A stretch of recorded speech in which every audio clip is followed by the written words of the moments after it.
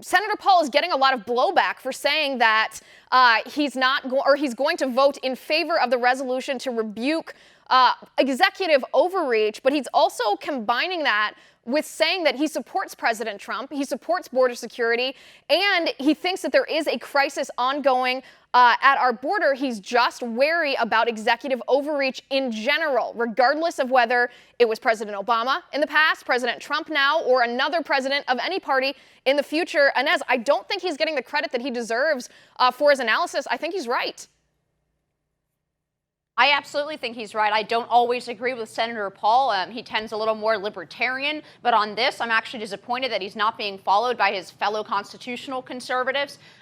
This is an executive overreach. And the reason that's so is not because the president declared a national emergency or because what is on the border doesn't qualify as an emergency. I actually think too much of the analysis is focusing on whether or not this qualifies as an emergency. As many people have pointed out, we live under 31 different, national declarations for emergencies, some of them seemingly quite minor. And this situation on the border, it's not that it's not an emergency or that the president can't, in his judgment, declare an emergency. It's that thereby, by declaring an emergency, he is doing exactly the thing that Congress just considered, shut down over, and decided, in my view and your view, to make the wrong call by not funding more of this border wall. Congress quite clearly spoke on this particular issue, and that's why this is new. It's not because of the 1976 Act. It's not because executive power, it's not in line with expansions of executive power over the last century, although those have been, arguably bad as well.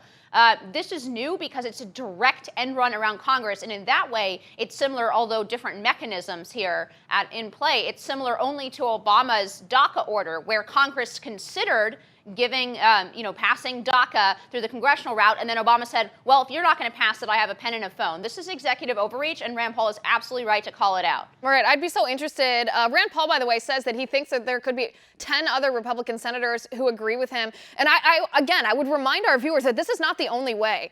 Politics is a game of creativity as much as anything else, especially for our current political environment. Probably creativity more even than principles, for better or for worse. There is always another way. Do not give up hope. Do not feel like it's a binary option between giving up the wall or endorsing executive overreach that could and will, as we know, come back to bite us in the future. Every time any politician from any party, whether it's Harry Reid and Chuck Schumer abolishing the 60-vote cloture rule in the Senate on judicial nominees that came back to bite them with Gorsuch and with Kavanaugh, whether it's that or whether it's with this, anytime we try to give more power to government officials, whether we agree with the official or disagree with them, it will come back to hurt us. We, the people, need to retain our power, and we do so by limiting the authority of our government officials.